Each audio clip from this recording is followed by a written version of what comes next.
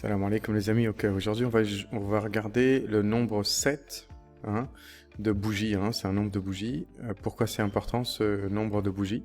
7 bougies, et les nombres entiers. Donc encore une fois, c'est des probabilités, c'est-à-dire qu'on a observé des milliers et des milliers de graphiques de bougies, de prix, et on a remarqué que le nombre 7, il semblait revenir assez souvent comme un point de changement de tendance, soit le nombre 7, soit un multiple du nombre 7. Donc je m'explique rapidement. Si vous avez par exemple des bougies montantes, donc imaginons, tu vois, t'as une bougie comme ça, t'as une bougie un peu plus grosse, tu vois, t'as des doji comme ça. Tac, d'accord. Donc là, on a 1, 2, 3, 4, 5, 6. Et bien, souvent, au 7e, il y a un changement de tendance. Souvent, quand tu fais une montée énorme, comme ça, et que tu arrives au chiffre 7, donc 7 bougies, d'accord, qui sont montantes ou descendantes, c'est la même chose de l'autre côté, et bien, souvent, la tendance va changer. Donc ça, c'est un des facteurs qui va être combiné, par exemple, avec tu sais, une ligne de tendance, par exemple, ou tiens, par exemple, on va mettre une ligne de tendance comme ça. Imaginons, il y a une ligne de tendance comme ça, d'accord? Immédiatement, tu te dis, tiens, il y a un facteur de 7 ici, toutes les bougies, plus une ligne de tendance. Donc, je me dis que le prix va peut-être changer de direction ici. Donc, à ce moment-là, je vends. Donc, ça, c'est un chiffre 7. Alors, des fois, vous allez même voir des multiples de 7. C'est-à-dire 14, 21. Franchement, j'ai jamais vu au-dessus de 21.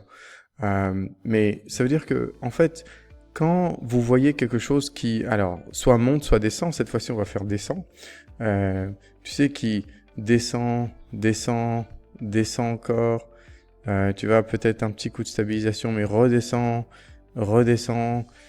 etc., pour cette bougie, 14 bougies ou 21 bougies. C'est ce qu'on appelle oversold, là par exemple, d'accord? Donc ça veut dire que, franchement, c'est trop vendu. Cette action ou cette crypto ou cette matière première ou peu importe, elle est trop vendue. Ça s'appelle oversold.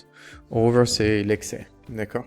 Donc là, quand tu atteins un chiffre de 7 bougies, de 14 bougies, de 21 bougies, donc c'est extrêmement oversold, là tu te dis, attends, il n'y a même pas moyen, il faut que ça rebondisse, il n'y a rien qui descend. Tu sais, comme une ligne directe, quoi. D'accord? Il y a toujours un rebondissement quelque part. Et toujours un rebondissement quelque part. Donc, c'est vraiment ça qui est super important avec le nombre 7, où tu vois que, tu sais, je sais pas si vous vous rappelez de ça, je vous avais dit que moi, ce qui m'intéressait et ce qui intéresse les traders, si tu as, mettons, hein, tu trouves une ligne de tendance comme ça, par exemple, d'accord? Ce qui intéresse les traders, c'est pas forcément des bougies qui arrivent petit à petit, comme ça. Ça c'est pas intéressant. Donc, si vous avez une ligne comme ça, de tendance, par exemple, et tu vois, par exemple, tu sais, une chute comme ça, tu as vu l'angle de la chute, il est énorme, d'accord? Et mettons que tu as 7 ou 14 bougies, d'accord? Donc 1, 2, 3, 4, 5, 6, boum, 7, d'accord? Et que ça correspond avec une ligne de tendance, moi j'aime bien parce que tu as vu ici l'angle, il est super, c'est une chute de fou, quoi, d'accord? Là où ça me plaît pas, peu importe si c'est un nombre 7 ou 14 ou 21, peu importe, là où ça me plaît pas, c'est si, je vais changer de couleur peut-être, c'est si par exemple on a une arrivée qui est beaucoup plus, tu sais, soft, donc pas du tout genre pentu. Donc si on a une arrivée comme ça qui est beaucoup plus, donc tu as la ligne de tendance par exemple, d'accord? Et tu as une arrivée comme ça qui est c'est super soft, tac, tac. Tu vois, l'angle ici, il est vraiment 1, 2, 3, 4, 5, 6, ben ça m'intéresse pas, d'accord? Parce que l'angle, tu vois, si tu traces entre guillemets un machin comme ça, tu sais, l'angle il est pas super pentu. Moi, ce qui m'intéresse, c'est les chutes comme ça, parce que c'est comme un ballon que tu lâches de haut. Ben, si tu as des bougies comme ça qui chutent comme ça, ça sera rarement à la verticale, hein, mais le plus proche possible, ben, le rebond, il va être conséquent. D'accord? Donc, tu vois, c'est pas parce qu'on a dit le chiffre 7 que dès que vous voyez un truc comme ça, tu sais, que c'est un super trade à prendre. Même si vous avez une ligne de tendance ici, je le crois pas ça. Pour moi, ça serait plutôt un truc de ça va continuer, quoi. Tu vois, je veux dire, pour moi, ça va briser la ligne de tendance. Ici, par contre, j'aime bien parce que c'est super pentu. Si en plus ça se combine au facteur de 7 bougies, de 14 bougies, 21 bougies, alors là encore mieux, quoi. Tu vois, il y a rien, rappelez-vous, hein, les amis, il y a rien qui peut descendre. Jamais vous allez trouver dans les marchés, à moins qu'il y ait vraiment une grosse anomalie. Mais vous avez jamais trouvé un truc, tu vois, ici 0 et ici par exemple ça a commencé à 100. Jamais vous allez trouver ça. Il y aura toujours un truc qui fait tac, tac, tac, tac. Donc en fait, tu vois, de là à là, toi tu te dis, tiens, s'il y a une ligne de tendance ici ou des choses comme ça, plus 7 ici, bah, tu te dis, tiens, bah, je vais peut-être prendre ici, là. Tu vois, je vais peut-être prendre le rebond ici, revendre ici, etc. etc. D'accord? Donc c'est juste pour vous dire que c'est pour ça qu'on joue beaucoup avec le oversold. Quand tu vois une courbe super descendante, alors elle peut continuer à descendre, hein, c'est pour ça qu'on a des multiples de 7, 14, 21, etc., etc. Il faut toujours combiner ça avec d'autres facteurs, bien entendu, mais c'est quelque chose que j'ai vu souvent, qu'on m'a appris et que j'ai vu moi-même souvent. D'accord? Donc gardez en tête que l'angle de la chute est aussi super important. D'accord? Moi, je suis pas intéressé par des chutes comme ça. Je suis intéressé par vraiment des bonnes chutes qui font peur. C'est là où tu vas pouvoir trouver si tu as des lignes de tendance super balèzes, des lignes de support super balèzes, et ben du coup tu risques d'avoir, si tu combines différents facteurs, tu te rappelles, il y a le RSI, il y a plein de choses, hein. Il y a le FIB aussi, il y a les moving averages, vous savez plein de choses maintenant, machin-là. Donc, si tu combines plusieurs facteurs et que tu vois qu'il y a 2 ou 3 facteurs, tu te dis, ben, ouais, je vais prendre le trade ici. Et rappelez-vous, le trade qu'on va prendre, nous, c'est toujours, donc, tu vois, rappelez-vous encore, hein, je fais des petits rappels, j'espère que ça vous saoule pas trop, je sais que je répète pas mal les choses, mais tu vois, si tu vois un truc comme ça, donc, t'imagines des bougies, hein, d'accord, et que tu te dis, tiens, il y a une ligne de tendance super, donc tu vois, la chute, elle est pas mal. Ben, ici, tu te dis, tiens, je vais, mettons, hein, que tu te dis, tiens, je vais prendre le trade ici, d'accord? Donc, tu calcules ton stop loss, 2 fois l'ATR, à peu près, d'accord? Et après, tu te dis, tiens, mon take profit, imaginons que mon FIB, il me ramène à là, ou alors qu'il y a une autre ligne de tendance, etc., etc., mettons. Donc, tu prends ton trade, mais si jamais ici, ça continue, d'accord? Imaginons que ici, ça continue. Ben, ici, tu te rappelles, hein, c'est toujours dollar cost average, d'accord? C'est toujours, si tu as 100, par exemple, dollars, ben, tu vas pas mettre 100 dollars ici à mettre 1, d'accord? Pour cette trade-là, si tu te dis, tiens, je vais mettre 100 dollars, alors déjà, il faut que tu fasses ton stop loss et tout ça, mais surtout, ton stop loss et ton take profit, tu le fais par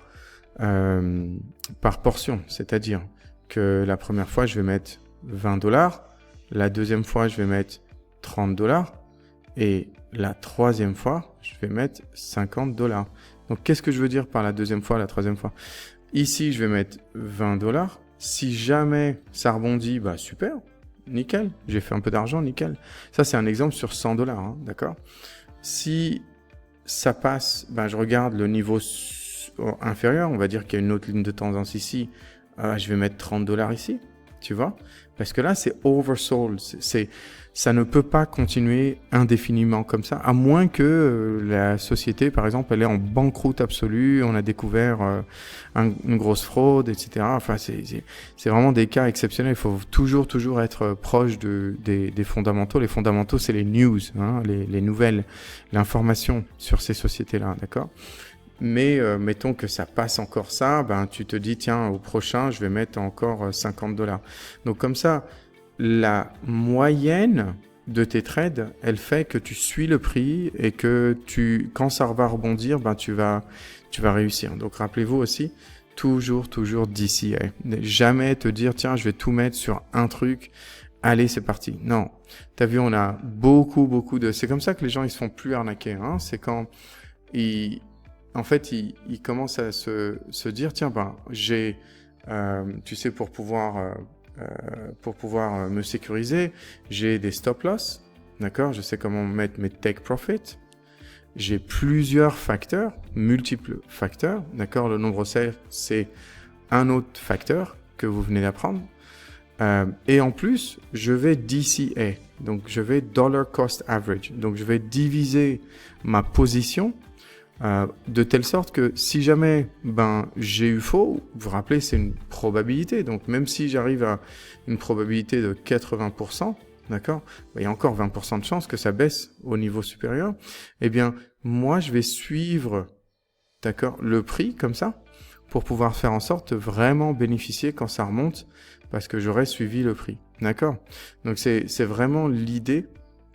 Désolé, hein, c'est super moche, mais c'est vraiment l'idée que tu mets plusieurs niveaux de protection, de DCA, etc. Tu utilises plusieurs facteurs, etc. Et c'est comme ça. Si tu arrives à te dire non, je vais être super discipliné et strict. C'est pas le niveau d'argent qui compte. C'est pas si tu mets 100 ou 100 000 qui compte. Non, c'est pas ça. Ce qui compte, le plus important, 100 ou 100 000 euros ou peu importe la devise. Le plus important, c'est de faire en sorte de ne pas perdre d'argent. D'accord ? Le plus important, c'est vraiment de faire en sorte de ne pas perdre d'argent. Un autre point dont je vous ai parlé aussi, si vous vous rappelez, Inch'Allah, c'est que quand vous essayez de prendre ou d'analyser si une trade vaut le coup, eh bien, quand tu as un stop loss, donc c'est 2 ATR, hein, on se rappelle de ça, 2 ATR à peu près, donc 2 niveaux moyens des bougies, d'accord. Quand tu as un take profit, d'accord, suivant, si tu as une ligne de tendance au-dessus, si tu as une parallèle, si tu as tout ça, eh ben, il faut que le trade que tu prends, souvent vous allez voir marqué comme ça, 1 et 2.2. Donc en fait, ça veut dire que le stop loss, le profit, c'est 2 fois le stop loss, d'accord. Des fois, vous allez voir aussi comme ça. 1, 4. Là, c'est un super trade. Ça veut dire que tu risques $1 pour $4 de profit. Donc, le TP ici, il est à 4 fois le stop loss. Donc là, effectivement, c'est ça les trades qui valent le coup. Mais si tu fais du 1, 1,5, faut pas prendre ce trade. D'accord ? Donc ça, le premier chiffre, c'est le stop loss. Et le deuxième chiffre, c'est le take profit. D'accord, le profit, là où vous allez prendre. Donc, faut vraiment minimum se dire, c'est du 2 fois le stop loss. Si je risque $1, je veux pouvoir au moins avoir une chance de gagner $2. Si je risque $1 pour gagner $1.2 ou $1.5, enfin c'est pas un bon trade. Faut pas le prendre ce trade. D'accord, j'espère que ça fait du sens. Et vous allez voir aussi, j'avais oublié de vous dire la dernière fois, vous allez voir que c'est effectivement écrit comme ça. Vous allez voir des fois dans les traders ou tu sais, des fois vous allez voir vraiment ce truc de 1, 2.2 ou 1, 2.3. D'accord ? Donc ça, c'est le langage des traders. Donc ils vont vous dire long, BTC. Donc tu vois, c'est Bitcoin.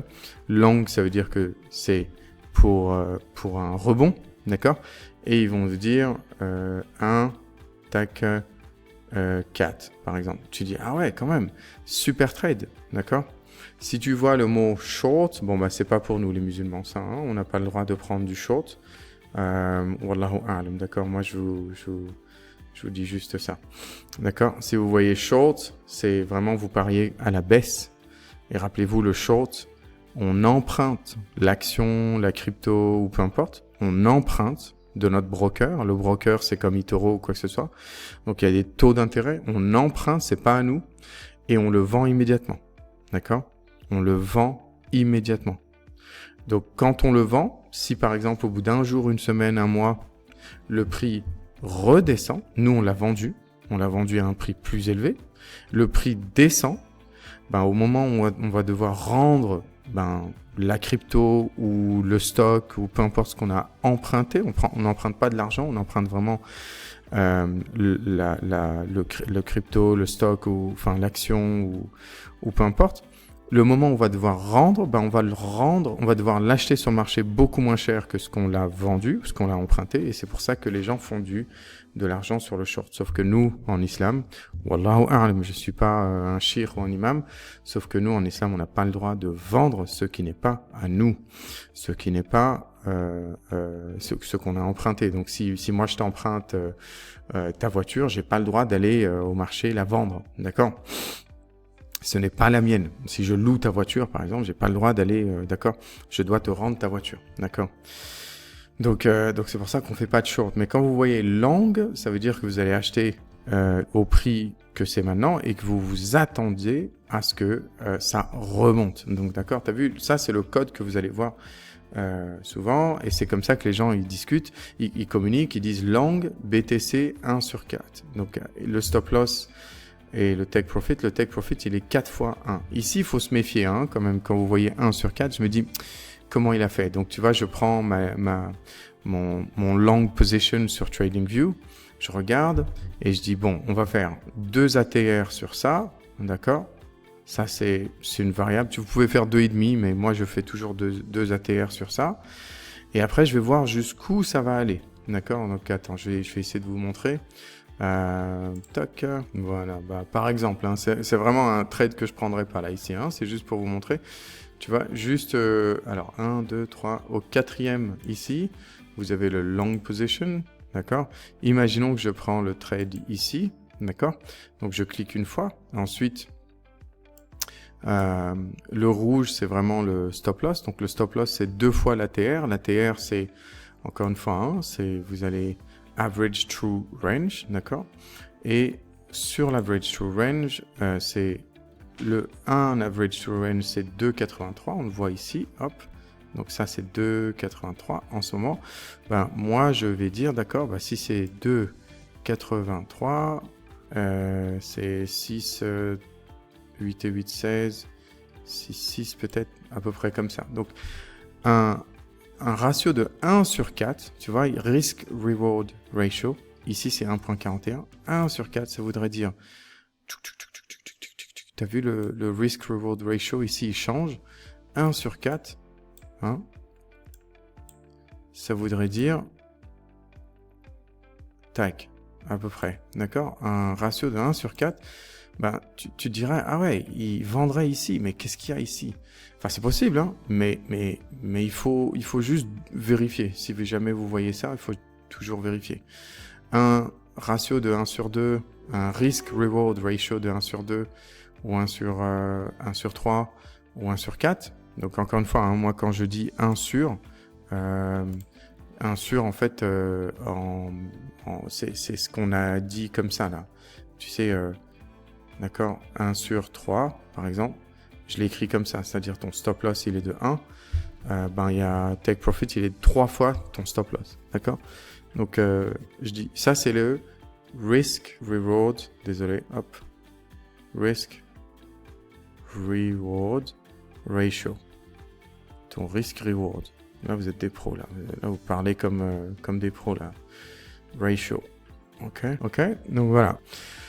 Un dernier point avant que je sorte, avant que j'arrête cette leçon, je voulais aussi vous parler du coup des nombres entiers. Alors, Les nombres entiers, ça, c'est un truc vraiment hallucinant.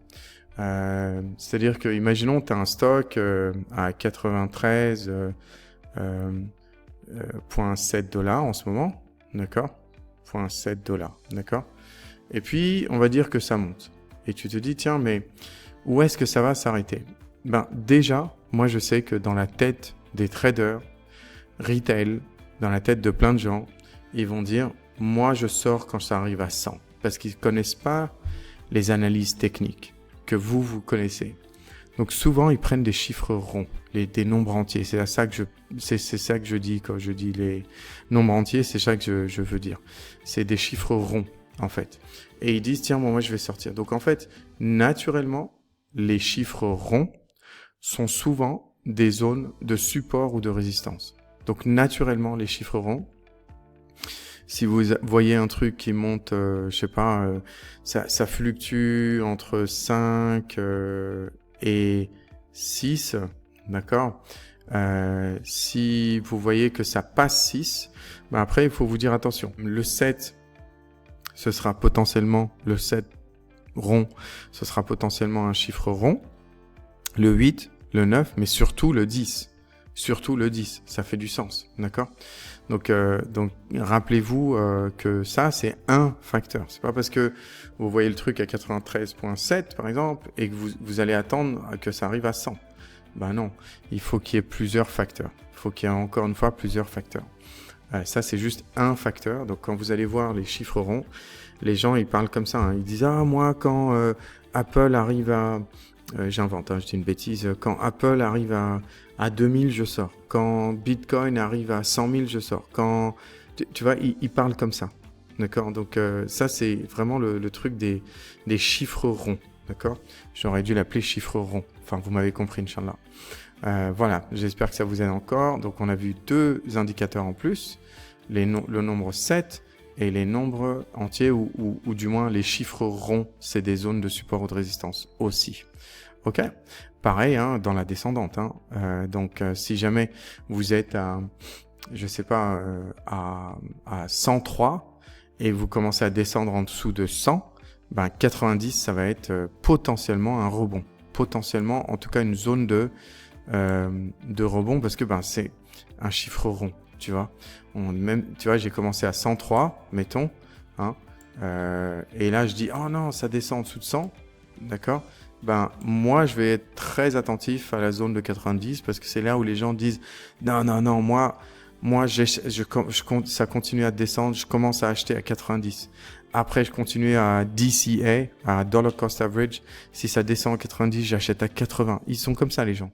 Ils parlent pas en virgule, en machin. D'accord? Donc, en fait, c'est là où tu vas avoir le plus de volume. C'est pour ça qu'il y a des supports ou des résistances. D'accord? Donc, ça marche dans les deux. Soit dans l'achat, soit dans la vente. OK? À bientôt. Et enfin, pareil pour la vente. Hein. C'est-à-dire que souvent, ils disent, tiens, si jamais ça dépasse 90, je vends. D'accord, ils mettent aussi leur stop loss. Donc, il y a un aspect chiffre rond qui est super important. Ils disent, tiens, pour mettre leur stop loss, ils disent, tiens, ben, je vais le mettre à 90. Si jamais ça descend en dessous de 90, je vends. Et donc, souvent, tu vas avoir des zones de résistance, des gens qui vont acheter à 90 et des gens qui vont avoir plein de stop loss à 90. Et donc, ça va s'égaler. Ça va vraiment s'égaler. Donc, je vais un peu te combiner pas mal de choses ici, j'espère que ça va être intéressant. Imaginons que tu pars comme on a dit, de 103, d'accord? Et la courbe, elle descend, et là, elle arrive à 90. Ok? Donc, quand tu arrives à 90 ici, de 103 à 90, donc tu as deux choses qui sont en train de jouer. C'est que premièrement, tu as des gens qui disent tiens moi j'achète pas tant que c'est pas à 90, donc ils commencent à acheter, donc il y a un petit rebond, une petite bougie en plus, d'accord, donc tu vois il y a une bougie verte, tu vois ils rebondissent ici, en même temps tu as aussi des gens qui disent moi quand ça arrive à 90 je vends aussi, donc effectivement t'as tu sais, les gens qui mettent leur stop loss à 90, ils disent, tiens, si vraiment ça, à 90, je vends, ça veut dire que ça va continuer à descendre. Et en fait, qu'est-ce qui est en train de se dessiner petit à petit? Donc des gens qui disent ouais non, moi c'est en train de baisser, d'arriver en dessous de 90, j'achète. Et tu vois ce qui est en train de se dessiner petit à petit. Qui a reconnu cette forme? Qui a reconnu cette forme? Donc en fait, si on continue comme ça, tu vois, bon, c'est pas chacun son tour comme ça, hein, mais en fait, ce qui est en train de se passer, c'est que naturellement, le nombre entier, le chiffre rond, il est en train de créer justement cette consolidation, d'accord? Et c'est là que le chiffre 7, ou le nombre 7, fait aussi du sens. C'est-à-dire qu'on va voir aussi des périodes de consolidation de 7, 14, 20, 21.